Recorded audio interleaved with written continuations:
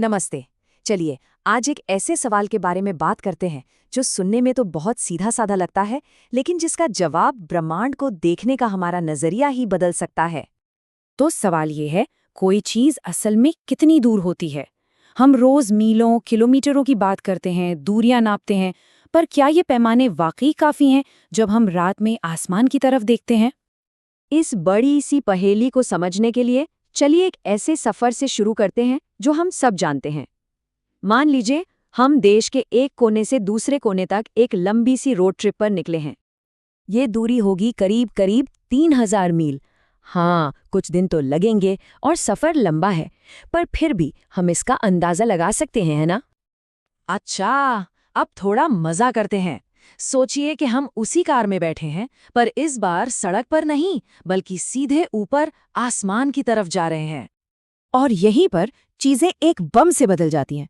जो सफर जमीन पर सिर्फ 2 दिन का था, उसी स्पीड से अगर हम चांद तक जाएं, तो पता है कितना वक्त लगेगा? पूरे 6 महीने, वो भी बिना रुके। अचानक से हमारी लंबी रोड ट्रिप कितनी छोटी लगने लगी है, सही कहा ना? और अगर हम सूरज तक ड्राइव करने की हिम्मत करें, तो भाई तैयार हो जाइए, इस सफर में लगेंगे पूरे 177 साल, मतलब एक पूरी जिंदगी से भी कहीं ज्यादा। तो यहाँ आकर एक बात तो बिल्कुल साफ हो जाती है, मील, किलोमीटर, घंटे, हमारे ये सारे जमीनी पैमाने अंतरिक्ष की इस विशालता के सामने बिल्कुल फेल हैं। तो फिर सवाल ये उठता है कि अगर हमारे तरीके काम नहीं करते, तो फिर हम खगोलशास्त्री इन जबरदस्त दूरियों को नापते कैसे हैं? इसका जवाब है ब्रह्मांड की सबसे तेज चीज, और वो है लाइट, यानी प्रकाश। अब से यही हमारा नया कॉस्मिक स्केल है। इसी को हम कहते हैं प्रकाश वर्ष या लाइट ईयर। और हाँ, ये कोई समय नहीं है, ये दूरी नापने का एक तरीका है। ये वो दूरी है जो लाइट की एक किरण पूरे 1 साल में तय करती है। तो इस नए पैमाने से देखें तो हमारे सूरज के बाद जो सबसे नज़दीकी तारा है, प्रॉक्सिमा सेंटोरी, वो हमसे बस 4 प्रकाश वर्ष से थोड़ा ही ज्यादा दूर है। सुनने में तो ज्यादा नहीं लग रहा है ना? लेकिन चलिए इस दूरी को फिर से अपनी दुनिया में अपनी स्पीड पर लाकर देखते हैं।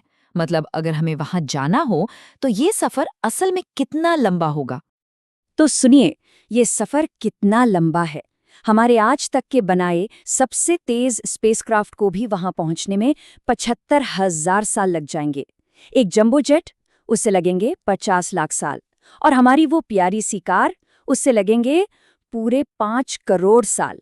ये नंबर इतने बड़े हैं कि हमारा दिमाग इन्हें ठीक से प्रोसेस भी नहीं कर सकता। और यहीं पर सबसे बड़ी और गहरी बात सामने आती है। जब दूरियां इतनी ज्यादा हों, तो सफर सिर्फ जगह का नहीं रह जाता, ये सफर बन जाता है समय का। इसका एक बहुत ही कमाल का मतलब है, क्योंकि लाइट को हम तक पहुंचने में वक्त लगता है। इसीलिए जब भी हम किसी तारे को देखते हैं, तो हम उसे वैसा नहीं देखते जैसा वो अभी है, हम उसे वैसा देखते हैं जैसा वो अतीत में था। जरा सोचकर देखिए, सूरज की जो रोशनी हम अभी महसूस कर रहे हैं, वो 8 मिनट पहले वहां से निकली थी।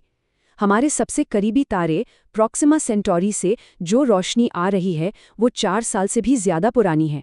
और जब हम अपनी पड़ोसन आकाशगंगा एंड्रोमेडा को देखते हैं, तो हम असल में 25 लाख साल पुराने अतीत में झांक रहे होते हैं। तो अगली बार जब रात में आसमान को देखें ना, तो ये याद रखिएगा कि आप सिर्फ कुछ चमकते हुए डॉट्स नहीं देख रहे हैं, आप एक टाइम मशीन में देख रहे हैं। हर एक तारा इतिहास का एक अलग पन्ना है जो हमारे सामने एक साथ खुला हुआ है। तो आखिर में ये सवाल छोड़ जाते हैं कि जब हम ऊपर सितारों को देखते हैं, तो हम क्या देख रहे हैं? क्या ये स्पेस है या ये टाइम है? शायद ये दोनों ही हैं। और यही बात इसे इतना खूबसूरत और हैरान करने वाला बनाती है।